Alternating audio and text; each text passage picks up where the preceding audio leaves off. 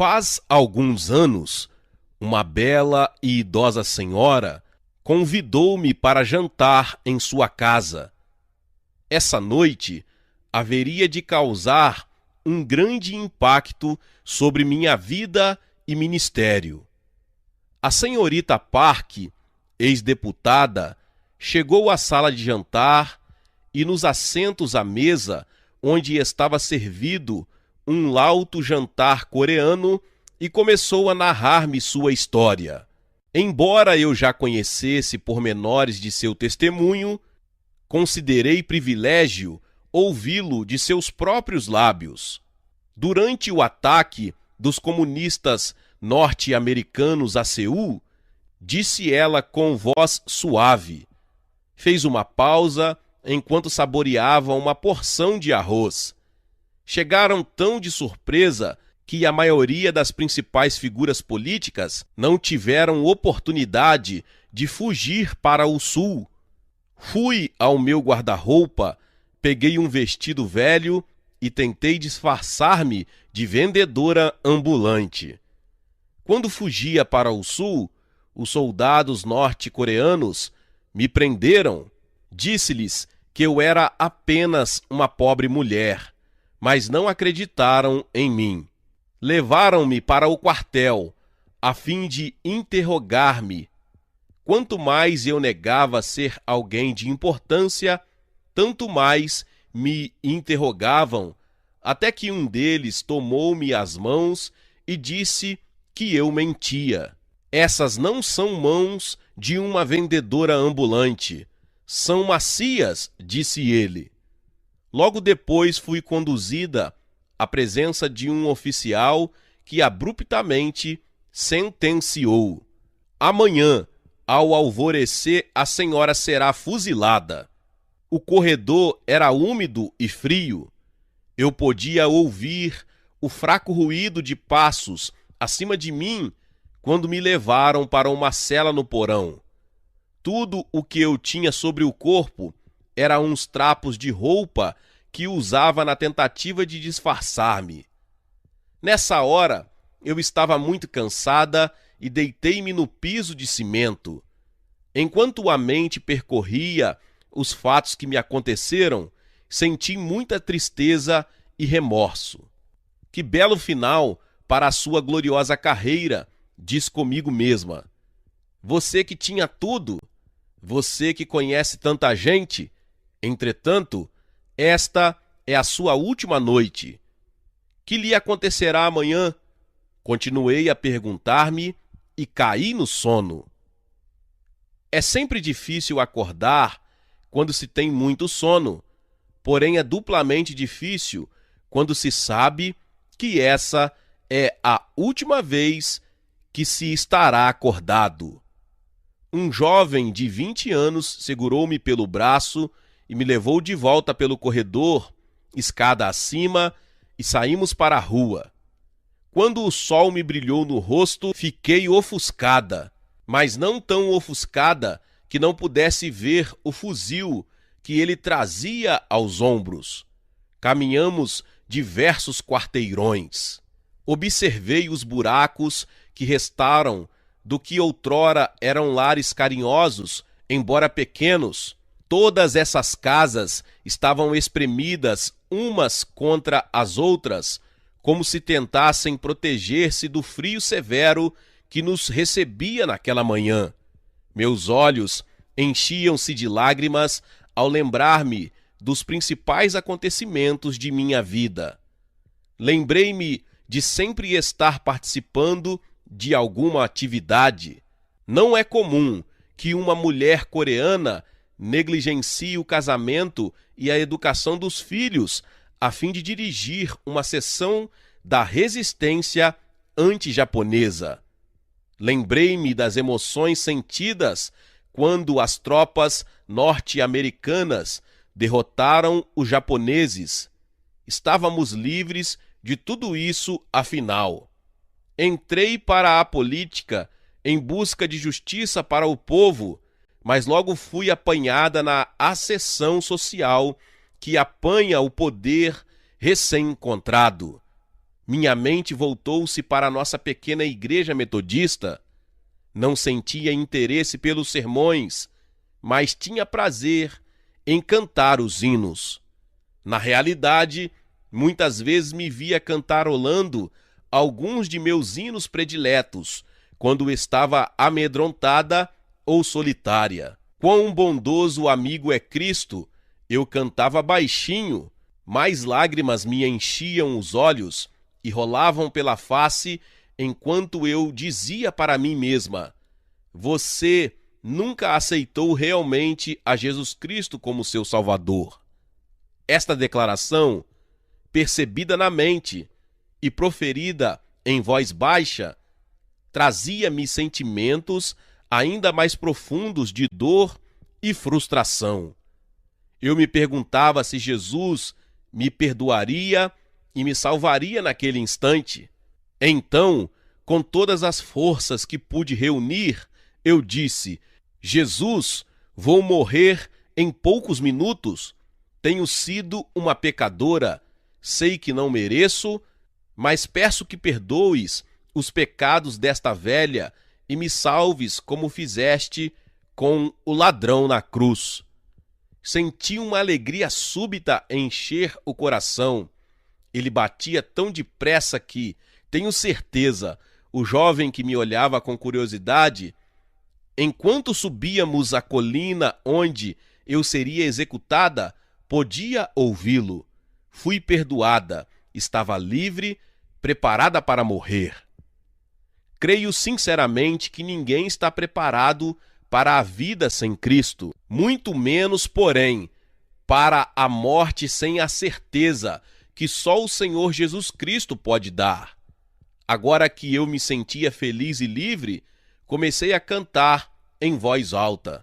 Revelou-nos seu amor e nos diz que lhe entreguemos os cuidados sem temor. Cale essa boca, velha, gritou comigo o rapaz que se fizera soldado. Para com essa cantoria agora. Por que deveria eu obedecer-lhe agora? Gritei. Não é verdade que vou morrer? Agora sou cristã. Acabo de ser salva ao subir esta colina e aproveitarei os últimos minutos que me restam na terra para louvar a meu Senhor e Salvador, Jesus Cristo. Que segurança! Jesus é meu, tenho antegozo da glória do céu. Comecei a cantar um novo hino para o jovem e rude soldado. De súbito, veio-me à memória toda a letra do hino e continuei a cantar tão alto quanto pude. Ao lado de outra colina nos arredores da cidade, notei que havia uma área plana. O jovem pegou uma pá e começou a cavar a minha sepultura. Enquanto cavava, continuei cantando. De quando em quando ele me olhava e continuava a cavar. Terminada a cova, ele pegou uma venda, colocou-a nos meus olhos e disse: velha, deseja dizer alguma coisa antes que eu a mate e sepulte seu corpo? Embora eu estivesse com os olhos vendados, percebi que podia ver o que se passava no coração do jovem carrasco ali diante de mim. Ah, sim, disse eu, sentindo pesar por ele. Tenho apenas umas poucas coisas que dizer. Tenho vivido uma vida maravilhosa na terra, mas enquanto caminhávamos para cá, você pôde notar que algo me aconteceu.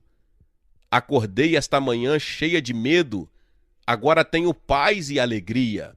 Veja, hoje cedo eu era cristã, apenas de nome, mas agora sou salva.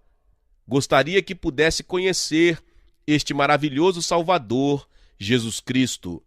Eu poderia ter dito mais alguma coisa, mas naquele momento senti algo dizer-me que orasse a favor de meu jovem guarda.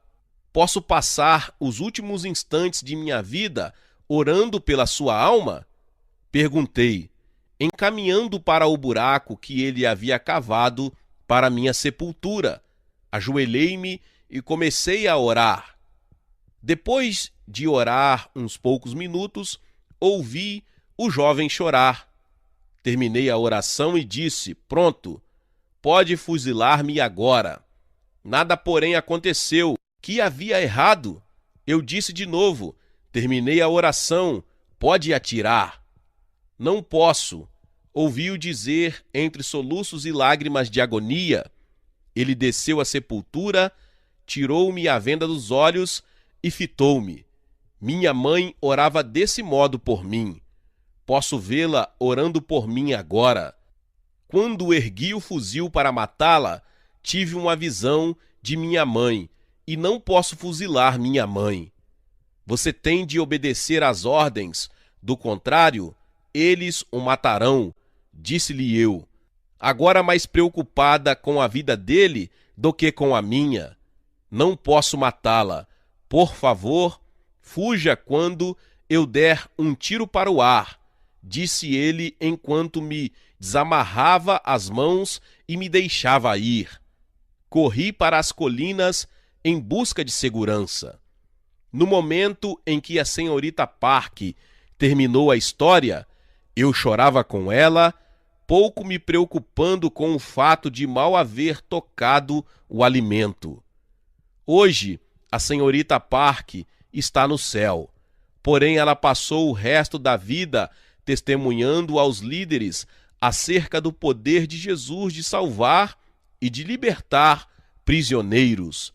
Foi ela que começou o primeiro desejum de oração presidencial na Coreia e tocou os corações de muitos de nossos mais poderosos líderes políticos e econômicos. Lembro-me, contudo, de ela olhar-me nos olhos ao final de sua história e dizer-me algo que causou grande impacto. Pastor Cho, o senhor é jovem. Tem um grande futuro no ministério. Devo, porém, aconselhá-lo acerca de algo que nunca deverá esquecer. Pregue o reino de Deus. Nunca entre por desvios. Pregue o evangelho do reino.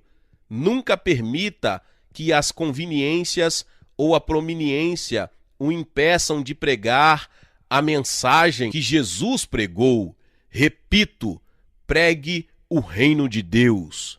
Nunca me esqueci das palavras desta santa coreana.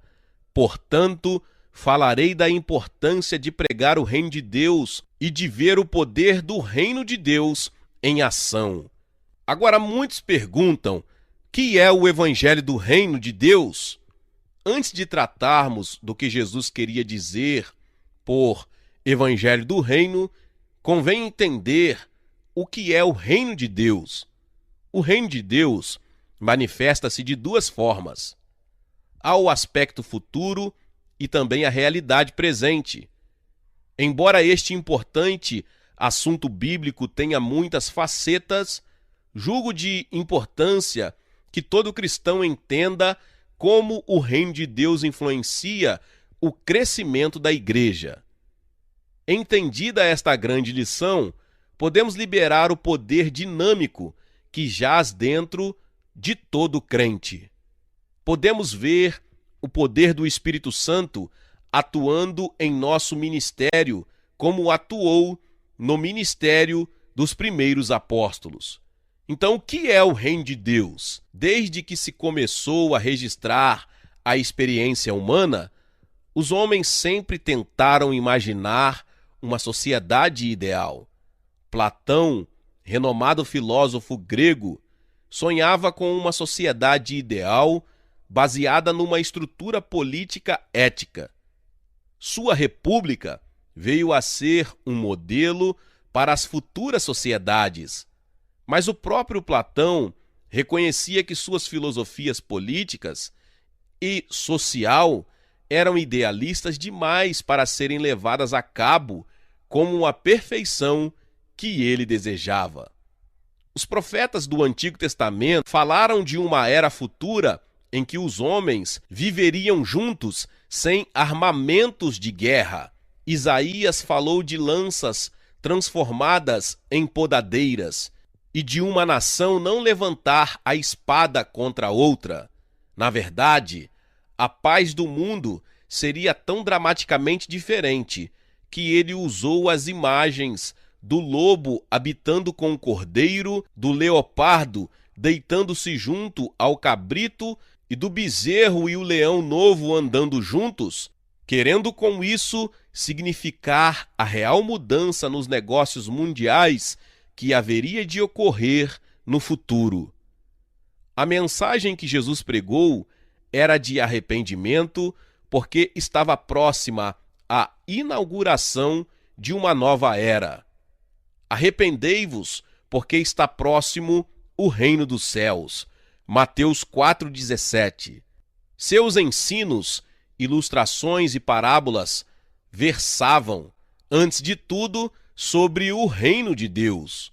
Com efeito, a oração que ele ensinou aos discípulos diz: venha o teu reino, faça-se a tua vontade, assim na terra como no céu. Mateus 6,10. Até ao fim, Jesus nunca deixou de acentuar aos discípulos a importância do reino. Embora seja óbvio a todos os que estudam os evangelhos que a principal ênfase de Jesus era sobre o reino de Deus, Mateus chama-o de reino dos céus porque escrevia tendo em vista os judeus. Há pouco acordo sobre o que é o reino de Deus e o que deveria ser a mensagem do Evangelho do Reino. Agostinho entendia que o reino de Deus era sinônimo da Igreja. O movimento da Reforma desempenhou grande papel em redefinir o significado do reino de Deus. Calvino concordava basicamente com Agostinho. Divergiam apenas sobre que aspecto da Igreja representava o reino de Deus. No seu entender, a verdadeira igreja, dentro da igreja visível, era a manifestação terrenal do reino de Deus, cabendo-lhe a missão de transformar as nações do mundo em povos dispostos a submeter-se ao senhorio de Jesus Cristo. A tarefa da igreja seria possível mediante o uso de um poder especial chamado Evangelho do Reino. Este Evangelho do Reino de Deus tocaria de tal modo a vida, primeiro dos homens e depois das nações, que haveria uma poderosa transformação da realidade social, política e econômica. A igreja foi comparada ao fermento que lentamente vai permeando a massa da terra de tal modo que num determinado ponto da história, a terra proclamaria Jesus como Senhor e Rei. A essa altura, o Senhor Jesus Cristo voltaria a fim de receber o reino que o Pai Celestial preparou para ele. A outra escola de teologia que não tenta explicar o reino de Deus em termos do futuro, procura entendê-lo em seu presente contexto social. Harvey Koss é apenas um dos muitos teólogos modernos que consideram o reino de Deus como uma ordem social produzida pela Igreja. Os problemas de desigualdades, preconceitos, bem como o restante de nossas preocupações sociais, devem ser ventilados e tratados por uma igreja cônscia de sua missão. Os termos bíblicos são redefinidos para torná-los mais aplicáveis aos problemas. Muitos de nossos líderes eclesiásticos liberais são motivados pelo que consideram falta de interesse dos líderes eclesiásticos evangélicos mais conservadores. Embora, mais adiante, eu externe minha opinião acerca do reino de Deus, creio que há uma falha fundamental em manter-se apenas uma opinião sobre ele. Conquanto eu creia na razão, não creio na infabilidade dela. Há um fundamento maior do que a razão para estabelecer-se o que é realmente o reino de Deus. Esse fundamento é a simples, porém profunda a palavra de Deus. Examinemos alguns princípios bíblicos básicos que nos ajudarão a entender o que é o reino de Deus. Em primeiro lugar, o reino de Deus não é só para o futuro, mas também para o presente. O reino de Deus não é comida e nem bebida, mas justiça e paz, e alegria no Espírito Santo, Romanos 14:17. Paulo revela-nos que o reino de Deus transcende a existência natural do homem e leva-o a experimentar no presente o fruto do Espírito Santo, que, se a pessoa associar-se com o Espírito Santo, tornar-se-á semelhante àquele com quem se associa. O resultado final da associação com o Espírito Santo será uma existência mais de acordo com a qualidade que Deus confere à vida do que com seus aspectos essenciais, como comer e beber. Em segundo lugar, Paulo revela ainda que o reino de Deus é algo em que entramos como resultado da regeneração pelo Espírito Santo. Ele, Deus, nos libertou do império das trevas e nos transportou para o reino do Filho do seu amor. Colossenses 1:13. No grego, a palavra transportou é metastasen, que significa literalmente mudar de lado. Pode-se comparar este versículo a um jogo de futebol, quando o time ocupa um lado do campo. Num lado está a equipe representando o reino das trevas, no outro, a que representa o reino de Deus.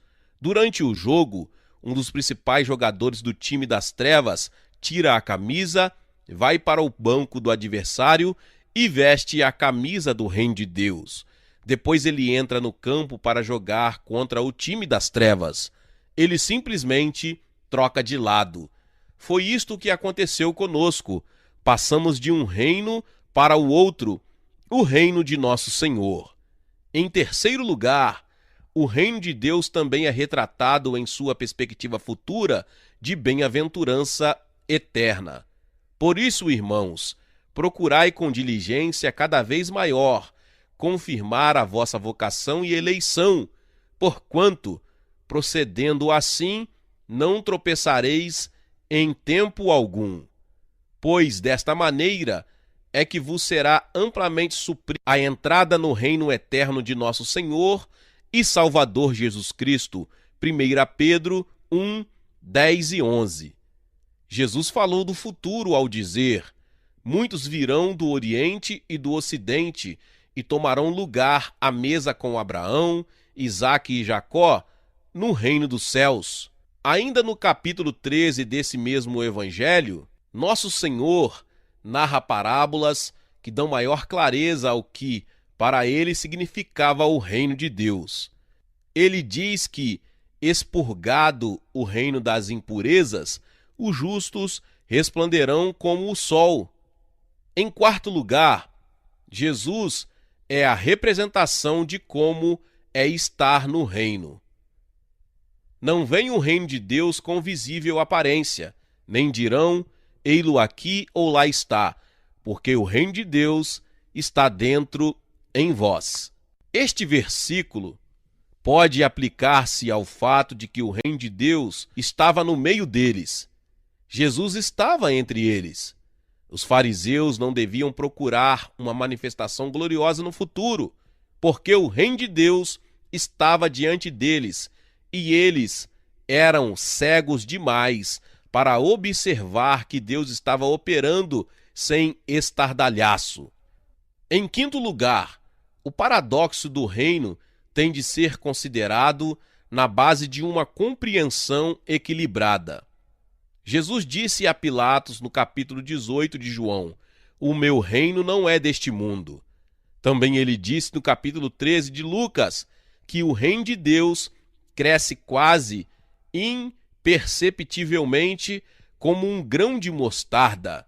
Não obstante, esta semente quase despercebida cresceria e afetaria o mundo inteiro. Vejo-as como um equilíbrio. Portanto, o reino de Deus é futuro, mas também é presente. Não é deste mundo, mas afeta este mundo. Pode-se entrar nele agora, mas há uma realização futura. Não se pode vê-lo com os olhos naturais, mas o reino de Deus encontra-se onde Cristo está. Quando analisamos o reino de Deus um pouco mais, podemos perceber que é possível entendê-lo de diferentes modos. Tanto baileia, palavra grega traduzida como reino, assim como a palavra malkut, representam a categoria de autoridade exercida por um rei. A ideia que temos hoje relaciona-se com as pessoas que estão sob a autoridade do rei ou com o território sobre o qual se exerce a autoridade real. Assim, a natureza da autoridade pode estar mais próxima da compreensão do conceito bíblico do reino do que os súditos estão da autoridade.